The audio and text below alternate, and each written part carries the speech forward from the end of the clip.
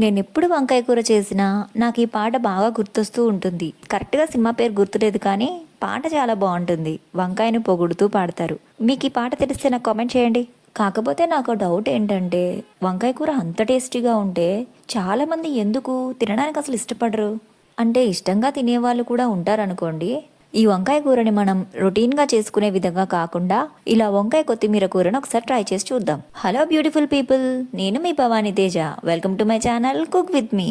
వంకాయ కొత్తిమీర కర్రీకి మనకు కావాల్సిందల్లా 1/2 కిలో వంకాయలు, 1 కట్ట కొత్తిమీర. ఈ కూరలో కొత్తిమీర కాస్త ఎక్కువగానే పడుతుంది. 1/2 కిలో కర్రీకి ఎంత కారం అయితే సరిపోతుందో అన్ని పచ్చిమిర్చి తీసుకోండి. సుమారుగా నేను వీడియోలో చూపించినన్ని. ముందుగా మనం ఒక గిన్నెలో వాటర్ తీసుకొని అందులో 1 స్పూన్ వరకు ఉప్పును వేసుకోవాలి. ఇప్పుడు ఈ ఉప్పు నీళ్ళలో మనం వంకాయల్ని ఒక్కొక్కటిగా ఇలా కట్ చేసుకొని వేసుకోవాలి. నార్మల్ గా మనం గుత్తి వంకాయ కర్రీలో వంకాయని ఇలా 4 పక్కలా కట్ చేసుకుంటాం కదా, అదే విధంగా కట్ చేసుకోవాలి. ఇందులో వంకాయల్లో పుచ్చులుంటాయి, అవి తీసేసుకోవాలి. అలాగే వంకాయలు కాస్త ముదురుగా ఉంటే కూడా అవి తీసేయండి. ఈ విధంగా ఒక్కొక్కటి కట్ చేసుకొని ఉప్పు నీళ్ళలో వేసుకోవాలి. మనం ఇలా వంకాయల్ని ఉప్పు నీళ్ళలో వేయడం వల్ల వంకాయలు రంగు మారకుండా అలాగే చేదు రాకుండా ఉంటాయి. ఇలా అన్ని వంకాయలు కూడా కట్ చేసి ఉప్పు నీళ్ళలో వేసి పక్కన ఉంచేయండి. ఇప్పుడు ఒక మిక్సీ జార్ తీసుకొని వాటర్లో కడిగిన పచ్చిమిర్చి, కొత్తిమీర వేసుకుందాం. మనం నానబెట్టి పెట్టుకున్న చింతపండు రసం ఉంటుంది కదా, ఆ వాటర్తో పాటు చింతపండు కూడా ఇందులో వేసేయండి. చింతపండు కూడా కొంచెమే తీసుకోండి, ఉసిరికాయ అంత ఉంటే సరిపోతుంది.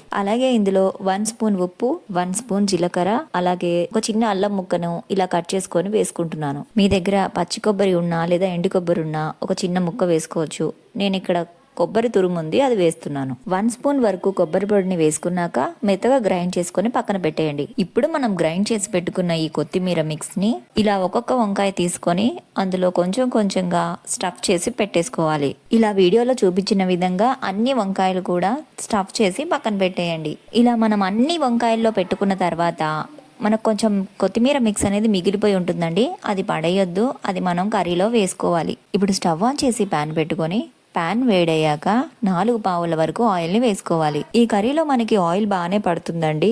వంకాయలు ఆయిల్లో బాగా ఫ్రై అయితేనే కూర రుచిగా ఉంటుంది. ఇప్పుడు స్టవ్ ని సిమ్ లో పెట్టుకొని ఆయిల్ వేడయ్యాక ఒక్కొక్క వంకాయని ఇలా వేసుకోండి. నేను ఇక్కడ వంకాయలన్నీ కూడా ఒకేసారి వేసేసుకొని ఫ్రై చేసుకుంటున్నాను. ఈ విధంగా వంకాయలన్నీ కూడా వేసుకున్నాక మూత పెట్టేసి సిమ్లోనే ఉంచి ఫ్రై అవ్వనిద్దాం. ఒక 10 నిమిషాల తర్వాత మూత తీసి చూసారా వంకాయలన్నీ ఎలా మగ్గాయో. ఇలా మనకి వంకాయల మీద లైట్ గా బ్రౌన్ కలర్ వచ్చి కలర్ చేంజ్ అయ్యాక ఒక్కొక్కటిగా ఇలా టర్న్ చేసి పెట్టుకోవాలి. ఇదే విధంగా అన్ని వంకాయల్ని ఒక్కొక్కటి మెల్లగా టర్న్ చేసి పెట్టుకున్నాక మళ్ళీ మూత పెట్టేసి ఇంకొక 10 మినిట్స్ వరకు ఇంకొక సైడ్ మగ్గనివ్వాలి. ఇప్పుడు ఇంకొక 10 మినిట్స్ వేరొక సైడ్ ఫ్రై చేసుకున్నాక మనం పక్కన పెట్టుకున్న కొత్తిమీర మిక్స్ ఉంది కదా, అది ఇందులో వేసుకోవాలి. ఒకసారి గరిటెతో వంకాయ ముక్కలు చెదరకుండా మెల్లగా కలుపుకొని మూత పెట్టేసి 10 నుంచి 15 నిమిషాల వరకు సిమ్లోనే ఉడకనివ్వాలి.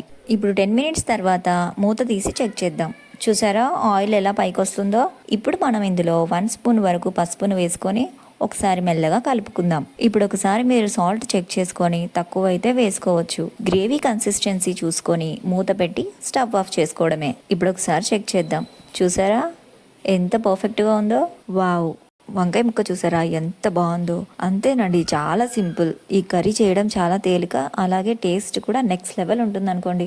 మరి ఇంకెందుకండి లేటు, మీరు కూడా ఒకసారి ట్రై చేసి ఎలా వచ్చిందో కామెంట్లో చెప్పేయండి. అలాగే ఈ వీడియో కనుక మీకు నచ్చినట్లయితే లైక్ చేయండి, షేర్ చేయండి. కుక్ విత్ మీ ఛానల్ని సబ్స్క్రైబ్ చేసుకోండి.